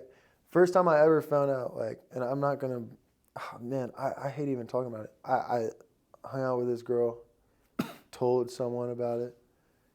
She didn't, first of all, she kept talking to me after that, which was awesome, right? But I think it was only awesome so she could like, so that demon could just like get me to keep going back over there. But I like told these, like some of my frat bros, like my frat bros were like, oh, and she, like I go back to her and she goes, you did that and then you told your frat bros for what, 30 seconds of them to be like, yo, you're so fine. And the way she made it sound was like it was like, stupid, I hate that you're saying that. You're so right. But she was like, oh, you're so fine, bro. You did that, bro. You got that ass, bro. She was like, you think you're so fine, bro, because of that? Like, wow, that's 30 real. seconds of recognition, bro. And I was like, man, like, that's crazy that you're saying that. That's one of the first times I ever thought about it. Second time, like, I ever thought about it, like, probably yesterday. It's like, you don't know who you're hurting by saying that, you know? Like, you don't know who you're hurting by, like, flexing this girl that you did, you know? And you're actually not doing anything but hurt everyone in the situation. And it's like there's so much shit with sex that's like, oh, like going out and having sex. Like, you are hurting someone that likes that girl. You are hurting that girl. You are hurting, like, everything around that. Because you're not married to her, you know what I mean? And it's like, you haven't put, like, that relationship. Because I'll be damned if you get jealous over a girl that has a boyfriend, right? That would never happen. But you would definitely get jealous over a girl that you fuck with, and she goes and dogs another girl, bro. It's like, fuck. Like, you know what I mean? Like, or like another guy. It's like, fuck, bro. And that's been a big problem in my life, bro. Like, I felt like it makes you cool, like, to go out, which it's not. Like, it makes you think you're cool. You do. And like, man, to the sinners around you, you're kind of cool, right? But in the retrospect, it's like you're not cool. You're like, and that's hard, bro. Because as a man, like, you are just constantly told, like as men, we are told, like, oh, it is fine to have money, have sex, Have girls around you, yeah. have things. You know what I mean? And it's like, like I don't care about that anymore. Like, that is not like what I've ever cared about. And truthfully, it has done nothing but destroy my life, right? And like, man, there was this guy yesterday. He, like, didn't know who he was hurting. Like, he just thought he was saying something to be fly, right? Sent a message, said he had sex with this girl that I fucked with for a couple years, right? Like fucked with or? Like, I was going around and doing my thing, and it's like, he said that, and I messed with her for like a year, and it's like, he sent it in a group chat, right? And I was like, oh, like, you know, and I said, you're lame as fuck. Like, and I hate, like, man, I'm never someone that's like, oh, like, let my anger control this situation. But I remember seeing that, I was like, man, you're lame for that. Like, you just, like, why would you do that? And, like, he didn't even realize until, like, I sent it, and he was like, oh, dude, I just realized, like, Quinn was definitely messing with that girl for a while. And, man, it's happened to me so much at this point in my life where it's like something like that would happen where like a girl that I messed with like goes and messes with some other dude and it's like, oh, like it hurts, bro. But it's like, first of all, I shouldn't care because they're doing the wrong thing anyway. Like, and they're definitely not meant for me if they're going out and doing that. And, you know, it's like, I should just trust God and know that God has the right woman set up for me one day and a situation that's like that. But dude, if you're like struggling with like I don't feel fly because I'm not getting girls, like fuck that. like it doesn't matter. Like that's always been something that was an extremely big deal when I was in high school, a big deal in college, and now it's like I'm at a point where it's like it doesn't matter at all. Like if So like one perspective that kind of made me realize I was kind of going down the wrong path was, so this guy, his name is Michael. He basically, I was kind of telling him about like the girls I was talking to and all that, and he was like, Justin, you're just filling in that role of like wanting to fuck someone. Like you have, when you go out, you have like that already in your head. I'm gonna fuck someone, and you're going there and you're just filling that role with a pretty girl. That's all you're doing. It's very empty, you know? Like, and his approach to sex is a way more intimate. It's like you're giving yourself to somebody. It should be like, it's an act of love, you know? It's not, or I don't know, it shouldn't be an act of feel good, you know? Yeah. And when he said that, I was like, wow, you're right, you know? Like, because in my head, like, sex does feel good, but it will never feel as amazing as having sex with someone that you truly love and you like truly care about. No matter like how like fine the girl is, and like just hearing that makes me realize like how lame that is, like, you know? Yeah. And it's like and he what he said was like, Justin, like this is not you. Like you're going down like a path that society is telling you to go down of like, you know, like fucking girls and all that. And I'm like, bro, like, you're right, cause like I always say it's something I'm kind of forcing, you know, like I wouldn't say I'm like a fuck boy at all, like in my heart, you know. And I don't know why, like I wanted to like have like that fuck boy phase. It's like, I don't know, like now that I'm thinking about it, it's like it's so stupid and like it's weird. I'm in this like dilemma of like, oh, like I know what I want, but like this is like, I don't know. I know what you mean though. Yeah. Because something that like, oh dude, it's like really hard to, I had the words for it like written out in my head. It's like, dude, once you find like that girl, right? That's like, well, first of all, I'm 100% advocating like sex before marriage is wrong, bro. Like that is just wrong. So? Yeah, because a huge thing like is like building that relationship and building that friendship, and then you get married, right? And like a lot of people like do it backwards. Like it's like, oh, like let's have sex and then like build the relationship from there. In my opinion, it's like building a house on a rock that's this big. You know what I mean? Like the rock is the sex, and then you are just adding everything on top of it. rather than having the foundation, right, Like a that is genuine already relationship. built, you know, that's the relationship. It's like creating that relationship, that friendship that turns into like, oh, like we love each other. And then, you know, like you obviously have done intimate things with them. It's not like your whole time you're like, oh, Don't touch me. right, yeah, but it's like you've done intimate stuff and like, you know, the foundation has been built, right? And it's set up, right? And now you have the tower that is the sex, right? And then that's like when you have that really special situation where it's like, okay, we got married. That's like the last one right above it. And then you have sex and you're like, oh. And that's what keeps you like there. And something I've learned like is like, what's better than good pussy? New pussy. Like, literally, like, what's better? Like, and if you keep that shit new forever, like until you get married, like, that's really good pussy. Like, you know what I mean? Well, okay, so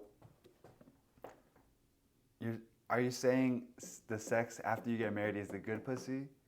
Yeah, like the really good pussy. That's the really good pussy. That's that like, we love each other, like, because at that point, like you've built it and you haven't had it, right? And you've kept it there for so long, you've gatekeeped it, and it's like, that's the most legendary, like the most legendary thing like ever, bro. Like you finally get it, bro. Like, yeah. You know, and a lot of people don't realize that that's like what the special part about sex is. They like kind of downplay. They don't see its Man, its value. I've hooked up with girls like in one day where I meet them and I go and do that, and it's like broken, right? Like you meet them and you go and do it, and you're like, like that interaction was terrible, right? And I've done it with girls that I've talked to for like months, and it's like, even then it was like awesome when I did it, and then after it was like, like now I have all these problems, right? Are we together? Are we separated? Like, Because you like I feel like once you have sex with somebody, you will always have that like connection. There's with them. always that like, yeah, we did that. You know what I mean? That's a big ego thing too for me. It's like having that person where you're like, oh yeah, we did that, you know, and you have them around. You're like, oh, no one's gonna mess with them the way that I mess with them. And it's like, shut your fucking ego down, man. You don't need that. Like, just makes you look bad. To me, like, I don't know. To me, the only thing that'll make you look bad is you, man. That's why I praise God. So if I look bad, bro, it's God's fault. You know what I'm saying? And He never lets me look bad. You know, He's given me a great facial structure. Fantastic. I'm 6'2". I literally have nothing to complain about. Like, you know. But yeah, like just back at the point where I'm like continuously praising God for literally every single tiny thing He's done in my life, because it's made every single thing about my life better. And dude, like I said, like finding Him is the hard part. Like a lot of people will say like, can you give some advice on that? How would you tell find people? God? Yeah. Is it like a journey that you kind of have to figure out on your own? It's definitely something you got to figure out on your own, right? But man, there's a big thing about like Him like appearing in your life at all times. Like I feel like He appears in your life, like, and He's like right in front of your face, like literally speaking to you. You know what I mean? And you're like sitting there and you're like, like whatever, I'll do what I want. And then like eventually, this is the thing I'll say, bro. You probably have to get to the shittiest point in your life to finally accept it. You know what I mean? Okay. I hope you don't have to. Okay. Let me ask this. Actually, no. Let me let you continue, and then I'll ask. I hope you don't have to, because like you don't need to experience that pain to like get on the path of following God. But what I do say is like for me, like I had to experience like a lot of bad things in my life that led me to God, you know, and it was at a point where I was like, what? Like, I remember like staring at myself in the mirror, like freaking out. I was like, what am I doing on this planet, bro? And like, man, I'm going to tell you about the day that I like remember like really believing, bro. I was riding in my friend's Jeep and he has a Bible like sitting on his dashboard. We were going up a mountain on the rockiest, most like bumpy road ever, bro. Like you're literally sitting there like I'm not fucking with you. The entire ride was like that whole hill. And we're like kind of sitting there talking and he asked me a question. He goes like, so why did you take DMT? Because I told him about it. And I said, man, I was looking for an answer. And literally like I said the word answer and the Bible fell out like into my hand. And it literally, like, I remember just looking at the words, like, Holy Bible. Like, I was like, nah. And he looked at me and he was like, like, no. It was so crazy, bro. Like, the feeling I got from it, we were like, what the hell, bro? I gives me goosebumps. Man, and, like, it was that moment where I was like, okay, like, maybe and that wasn't the day where I was like, I believe in Jesus Christ. That was like 3 days after that. Because like those 3 days in between that was insane. Like no coincidences. Like one thing I'll tell you, there's no such thing as a coincidence, bro. Like everything that happens does happen for a reason. Like there is too many coincidences in the world that would lead you up to seeing a coincidence. You know what I mean? Like it would be like millions and millions and millions and millions of factors, like bajillions, bro. Like the most like infinite number of factors that come together for you to see a coincidence. It's like actually insane. Like, and the fact that you've seen multiple in your life, like, where you look at it and you're like, like it's just a brush it off, coincidence. yeah. Like, and you like brush it off to coincidence. Like, fuck that. Like, that's like signs, bro. What was the question you were gonna ask me though? I was kind of telling you about. I got it. So I want to hear what you think about this. So I can't say I've been in a situation or circumstance or whatever where I'm like my life is so shitty. Like I feel like I never had anything to really complain about. And I'm kind of thinking like eventually that time is gonna come, you know, but I'm like, in order to grow, I have like this urge to force it, like throw myself in this like shitty situation, whether it's like going down the wrong path with like fucking the woman, like doing drugs, like kind of forcing it with like, okay, Justin, put yourself in that hole so that you kind of wake up. But like you said, it's like, you don't have to do that, you know? No, you don't. You know the answer. You can just start living the right or going down the right path. You kind of know the answer. Because I remember, like, before, it's like, when I really gave myself to God, it was like, it is, like, hard. And I feel like there's so many factors that lead you into following God. But I do feel like God will, like, show himself to you. You know what I mean? Like, in, like, an everyday situation. Like, even, like, right now, where I'm, like, sitting here, I'm, like, literally nothing I'm talking about but God. You know what I mean? It's like, like maybe I should just sit here. And nowadays it's like so much stuff, right? Like where I'll be chilling and I'm like, what should I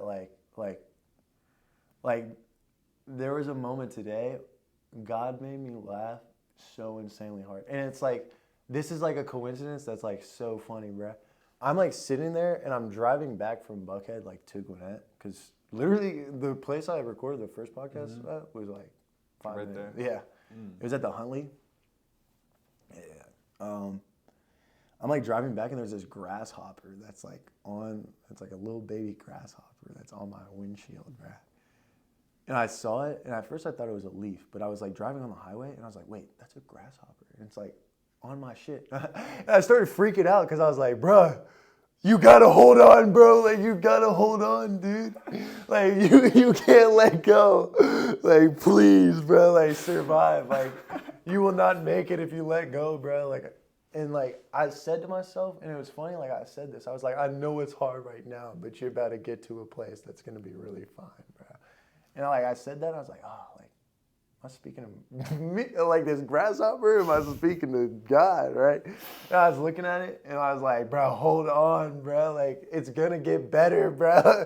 But he had like these 80-mile-an-hour fucking winds coming at him, bro. He's like going across my windshield, like looking insane. I'm like, bro, please hold on, bro. And all of a sudden, this song comes on that's in my playlist. It's called "Hold On," bro, and I burst out laughing, bro. I was This laughing. is today? Yeah, bro. I was laughing so insanely hard. I was like, there is no way you're like trolling this little motherfucker like that. Like, it was actually so funny, bro. But we made it, bro. We got back to the house. Grasshopper I came back picked him safely? up, bro. I put him in the grass. Like, he was chilling. That must be crazy though. Like you're just in that grasshopper. He's just in a different world now. Like, like you really just took him like. Bro. That's crazy. That shit That's just a trip. flew out of my nose, bro. You gotta like cut it into like that shit just flying out my nose. Like a slow-mo? Yeah, I don't know how you gonna do that, but it's gotta happen. Nah, I was thinking about that too. I was like, I just took him away from his fucking home, bro. Like, he's got no parents, bro. Like, he's got the struggle bus, but at least he made it, you know? And he has a story to tell. And he just had the most insane journey ever, bro. Like, he's about to go, like, make new friends, and he's about to be like, they're about to be like, how'd you end up here? Like, we don't recognize you. He's like, bro. Let me tell you. You'll never believe it, bro.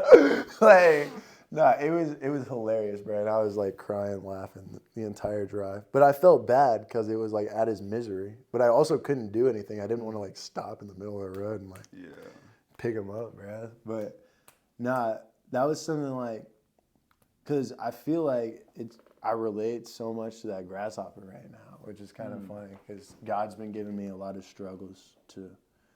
Not God, but I feel like I just have my struggles. You're being tested, kind of. I wouldn't even say it's by God, bro. I feel like God doesn't like test you, like, or will never like put you in a situation. I feel like it's just like the evil and sin of this world is kind of like coming to me, right? Because I am trying to be this like person that's like, hey, like this is what I'm about, and I feel like I'm just kind of experiencing it a lot right now. And it's, you know, it's like, hold on, bro. Just like, wait, bro. Like, you'll be okay. Like, but I know right now it's fucking shit. You're on the side of a damn windshield, bro, getting blown. Like, and it feels like it's the end of the world. But if you just hold on, bro, like, you're gonna see something, bro. Which, man, I might, you know, I hope to God that I do, bro. Like, honestly, but I don't doubt it. To be honest, I feel like he will help me when I need it the most. And I'm just excited to get to heaven, bro. Like, I know, like, I saw this video that made me laugh so hard the other day, bro. It was this guy. He goes, "If you go to heaven," it was like a dude, like I think he's like African or some shit. He was like, "If you go to heaven and you do not see me there, you are in hell." Like, that's how I feel, bro. It's like, yeah, if you go to heaven, bro, and you don't see me there, you're not in heaven, bro. Like, because, I know I'm going to heaven, baby. Like, I got my one ticket, like one train, bro, straight there. Can't wait to see my dog, bro. My dog that died like 3-4 years ago, bro. Like, what is heaven to you? Just the awesomest awesome. Everything's just perfect. Everything. Like, it is just like the best feeling. Like, you will feel nothing but joy when you enter.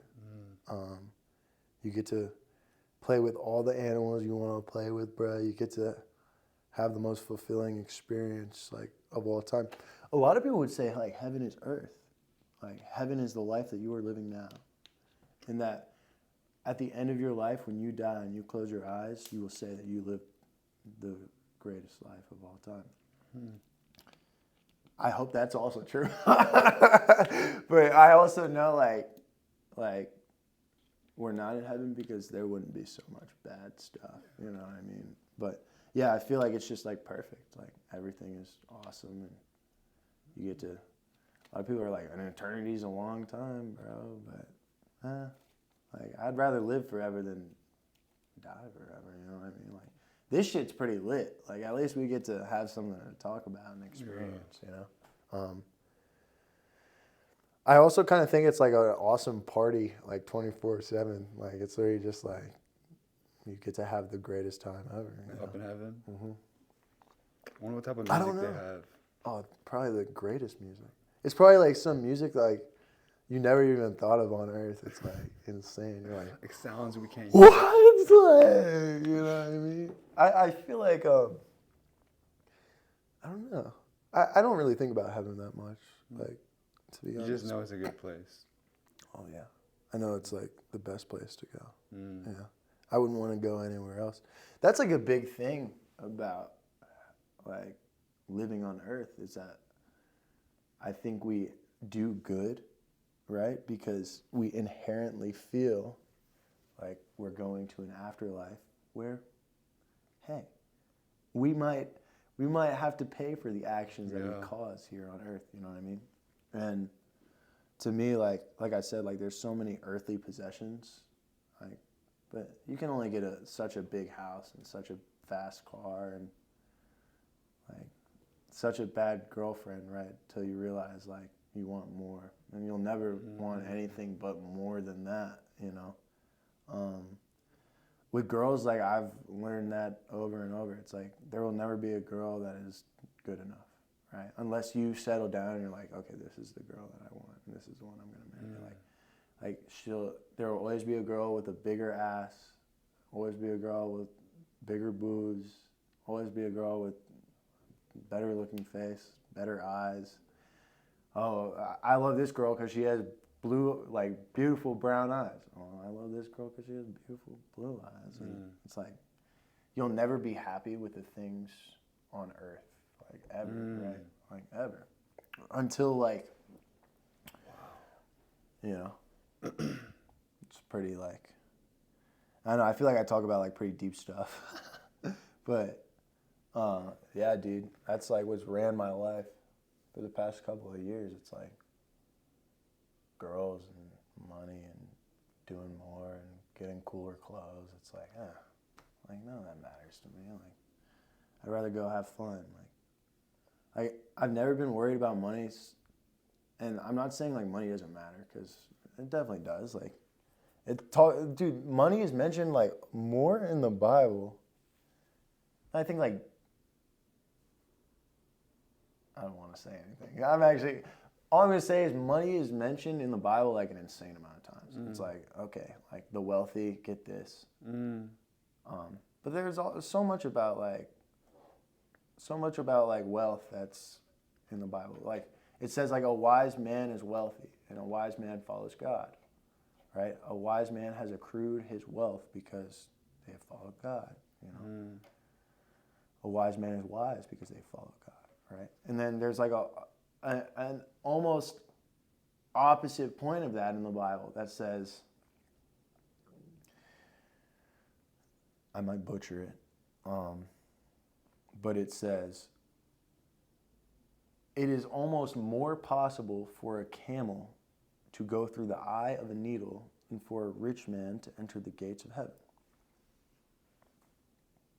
So, like, there's a chance of it happening. It's, like, such a really tiny chance, you know what I mean? And a lot of people, like, think, like, oh, like, why is that? Like, because you're rich, you're inherently, like, going to go to hell? And in my opinion, like, I think it's no.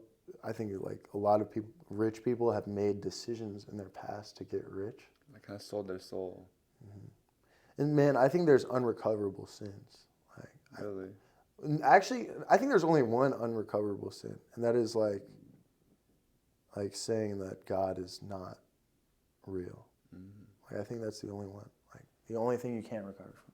Like, you can murder people and still go to heaven. Like, it happens. Like, you can do the worst thing on the planet and still go to heaven. Like it happens. But as long as you like still believe that God is forgiving. Because once you believe in Jesus, you don't do those things anymore. You don't like I didn't, like I gave up everything once I started believing in Jesus. It's like I don't drink, I don't smoke, I don't want to go and mess around with these girls anymore because it's done nothing but ruin my life, you know. And but like if you don't have that, like a lot of people don't have that, and then they mess up so much in life, and like they don't realize how much they're messing up, right? But like a lot of people I know are lucky to have that, right? Or no, not a lot of people. I know like one of my friends, I have like a couple really good friends that I have, but one of them like his name's Sam, he put me on, like told me all about God. The Jeep? Yeah.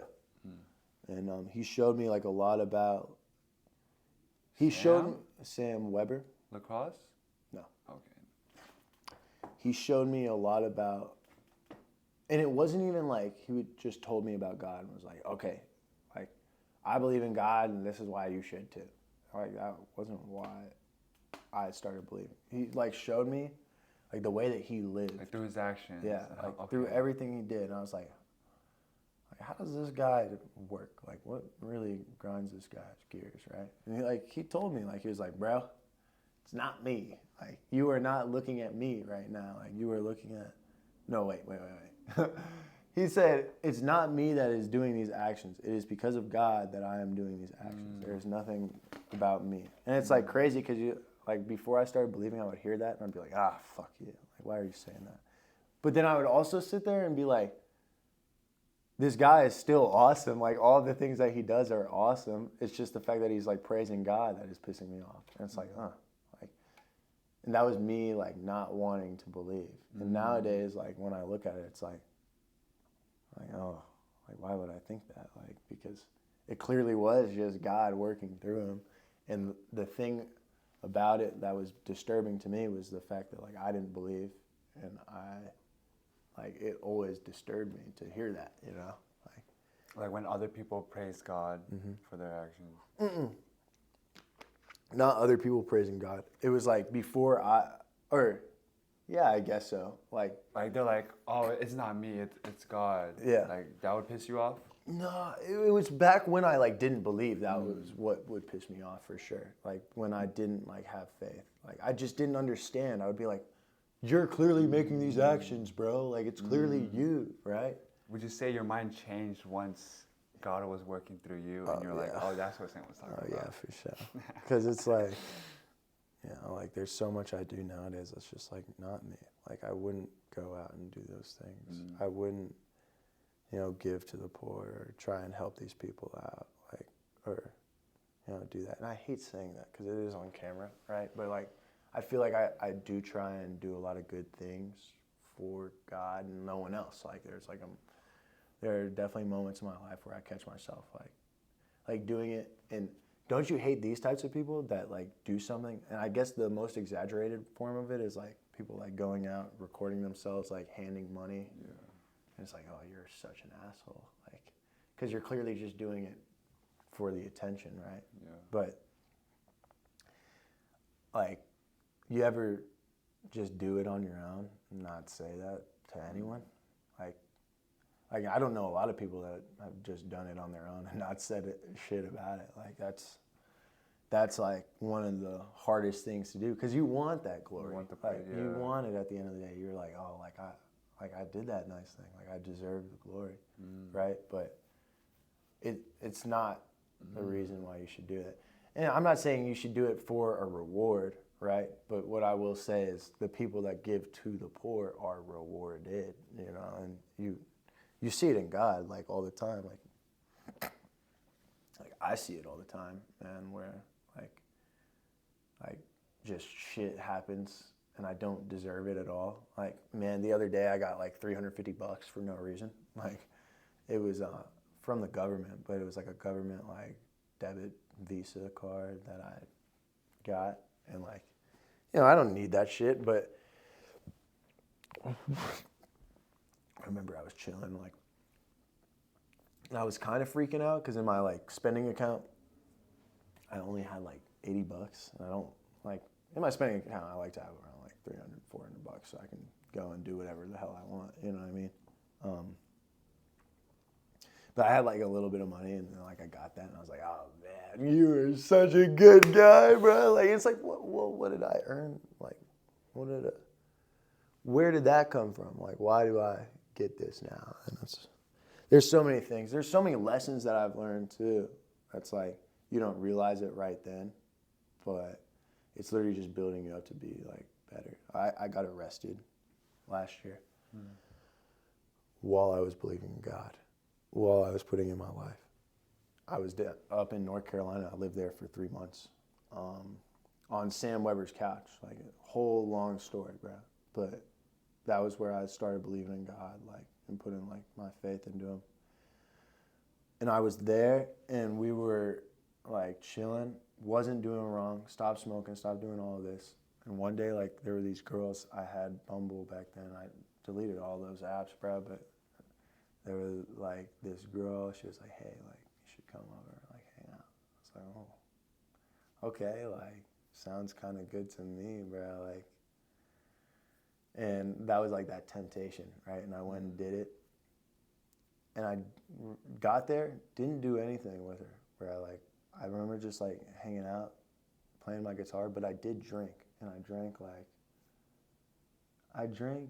an amount of alcohol. That's what I'll say. I drank like, I'll say what I blew, which was like around like a glass and a half of wine. Didn't drink that much. Very selfish thing to do though, right? Is like drinking and getting behind the wheel of a car. Yeah. Well, I drank, got behind the wheel. After making that bad decision to go and do that bad thing, even though I didn't do it, it was like, oh, you're still an asshole, right? Because you still were trying to dance in those pants, baby. And it was like, I'm on my way back, and I was going like 125 miles an hour. The radar hit me for 87 in a 55, but I remember there was a point where I was like, I'm flying, bruh. I was trying to get Wendy's. Cop pulls me over. I remember like I was just like, I'm fucked, dude. Like, I'm fucked. I'm in a different state. Like, I don't know what to do. I called Sam, didn't answer. Started reading my Bible. The first thing I read in the Bible was, I think it was like Psalms like 55 or 56. And the reason I remember that is because I just read it probably like a week ago.